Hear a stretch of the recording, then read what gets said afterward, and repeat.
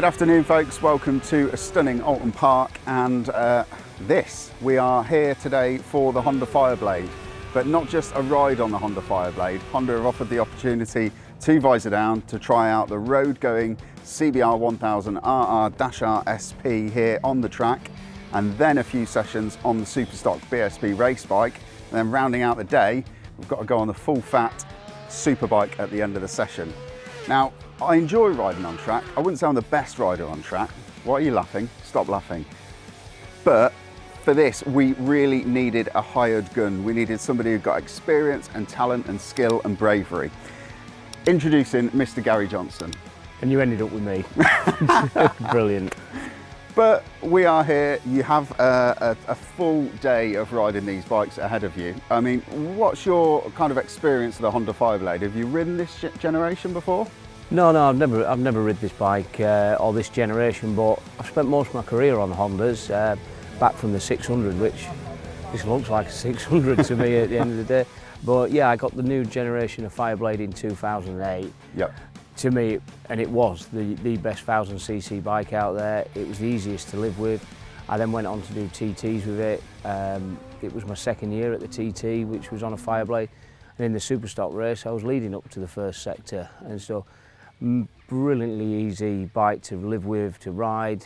Power was linear. You know, I love my Fireblade. You know, I've moved away from that now. You know, as we do as motorcycle racers, yep. Your career takes you to different manufacturers. So I'm looking forward to getting on it. Yeah, I mean, you just commented on that it looks like your 600 Honda from years gone by. Is that putting an idea in your head as to what sort of a bike this is going to be out on the track? I don't want any preconceptions, really. Obviously, I've heard about this new Fireblade. I've seen its power figures. I've seen, you know, you look on the top trump card and it's a weapon. Yeah. So how hard it is to live with, I don't know. You know, I've heard people's comments of how it handles and different stuff. So no, I'm looking forward to it. Okay, great stuff. Well, we've got 2 sessions on the road bike to start you off and get you warmed up. They've started up the bikes just over there. We've got a couple of sessions on the Superstock, and then we've got the sessions on the Superbike.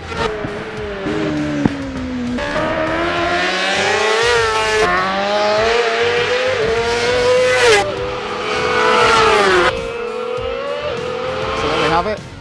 The end of the day, you have had not a bad Friday as Fridays go. You can't really moan at that, can you? No, it has been a good Friday, to be honest, Todd. And we've ridden, well, you've ridden some pretty stonking bikes. So just to remind you all why we're here, what we're doing here at Alton Park today with Honda is just really trying to drill down into the CBR1000RR-R SP and see how it is different and how close it is to the British Superbike that races on a Sunday, so that Honda hope that you will buy on a Monday.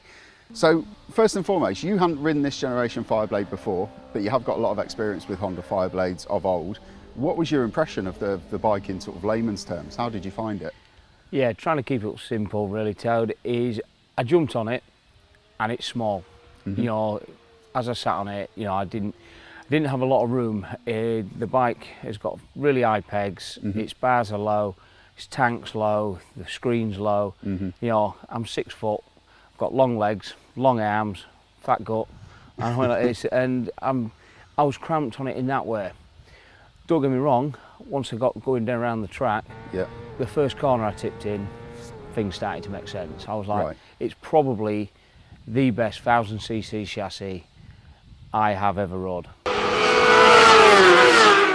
Really? Out of box, I went, it is so confidence inspiring. Turning it, I didn't like going down a straight in it, mm-hmm. But as soon as I hung off it and turned it into a corner, the stablest, you know, easiest bike, I wanted mm-hmm. to drag my elbow. I'm not a 16-year-old kid trying to get his elbow down now in road racing. I went, but I was scraping my elbow on it. I went, I can see why these kids are getting pictures, new magazine journos and that. I went, it is so front end feel is amazing on it. Yeah. And you know, when I got on the gas, it don't collapse. It's a solid chassis. I went, do you think that front end stability that you're talking about there, because I noticed that at Qatar when I rode it, that the front end is absolutely phenomenal. Do you think that's the aero for this year, or do you think it's the Showa semi-active suspension, or the chassis overall and that sort of geometry that it's got? Plain and simply, just the chassis geometry. Really? Yeah, don't fit. We're not going fast enough. The aeros going into corners, all that. We weren't going fast enough, I don't think. Even me, I was just flying around. I was doing decent lap times, but plain and simply, it is an awesome chassis. Yeah, yeah, okay. Any bad bits about the bike? I mean, we've got your thoughts. You thought that the handling was really good. Was there any niggles? I know you mentioned the gearing on the road bike that you went out on first. I think it's geared for 420 mile an hour, which putting that gear in on a short circuit, Yeah, it is a peaky power. Yeah. No getting away from it. It pulls at 6,000. It's probably that's to get around its Euro 5 and that, which all these bikes that I ride nowadays, Oh, yeah. you know, all that rubbish from Euro stuff. It's 6,000. It has a power increase at 6,000, and then at 10,000, and then it starts singing. And I enjoyed it, but stick that long gearing on it, and then having to keep it above 10,000. yeah, You know, I've won TTs and that, and I was struggling a little bit on it. Yeah. So that ruined it, but a positive on that, if you was riding it on the road, you wouldn't be in that bracket, so it'd actually be an easy bike to ride on the road because you're not in them power zones where you can't use that on the road anyway. it just all goes a bit mental Yeah. at that point, doesn't it? I mean, if I was going to buy the bike, first thing I'd do is get some clip-ons to fit my arms a bit and some rear sets and drop there, and then I'd feel comfy on it. Yeah. And then change the gearing. It's not a big job, drop a tooth at the front, Yeah. couple on the back, new chain, and it all makes sense then. Good stuff, good stuff. So you had 2 sessions earlier on the road bike, which seemed to go past really quick. And then we had quite a big step up in terms of performance potential and of course cost. And you moved up to the Superstock 1000 machine, which is currently being campaigned or about to be campaigned by Mr. Neve in BSB. What did you think of that once you got out on it? What were the differences that you immediately sort of picked up? Immediate thing I found was all the dips in the power curve had been flattened out. So they've obviously put a pipe, power commander and that on it. They'd shortened the gearing and then straight away, and they actually had pulled the foot pegs back and down a little bit, and they had the clip-ons in front of the handlebars. And I was comfier on it, and it just powered. It, you know, it still was peaky power, Yeah. but it would pull from a better rev. And when you put race gearing on it, Yeah.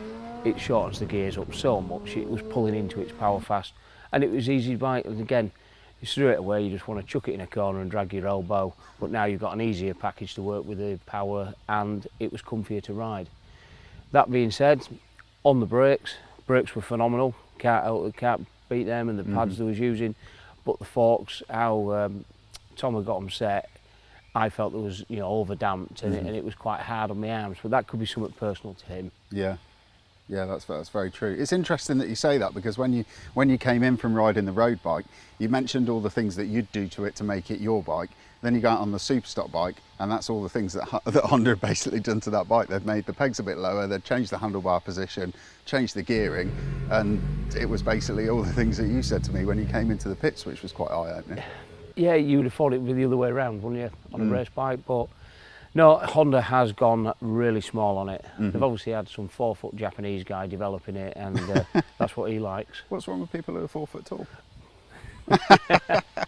So then you had 2 sessions on the Superstock bike, which I've got to say, even when you turn the thing on, the difference in the engine tone and character from the road bike to the Superstock was huge. And then we had a bit of lunch, and then you were out on the main event, should we call it, the Superbike. How did you find that? I mean, you've obviously ridden superbikes a lot before, but not for quite a while, is it fair to say? Yeah, not to that spec. I'm trying to wrap my brains out how long it has been. I've ridden one in 18, you know. Okay. The only thing I do get to ride them is at Macau. Yeah. Problem is, you're riding round an down barrier like behind us, and you're a foot away from it, so it's a little bit different. But no, superbike wise, easier power nearly to work with. Yeah. They've got the throttle and the engine braking set up lovely. The crack of the throttle's so smooth, and then it allows you to stand it. It didn't squat. It was a little bit soft for me. Yeah. My fat ass sat on it, but I mean, that was all I wanted was to sit down, have another 10 minutes, divulge it all, Yeah. and then go in and ram it out and push it. A superbike, you've got to ride hard. Yeah. And it wanted you to do that. The front end was nice. The brakes were maybe a little bit too sharp for me. Yeah. But it was comfier again. Glenn's a bit more my size. You know, Yeah. he's a little bit short, but so he had the pegs and that set up a little bit more where I would like them. And I just went, I want another go on this. Give us another session. Yeah, definitely give us another session on it. I mean, so to go back and sort of answer our original kind of the question that I've had in my head when we've been doing this, just how close is the thing that you can walk into a Honda dealership and buy that's got a 2-year unlimited mileage warranty and AA cover and all that stuff? How close is it to a full fat British superbike? I mean, is the gap getting closer and closer and closer? Chassis wise, no different.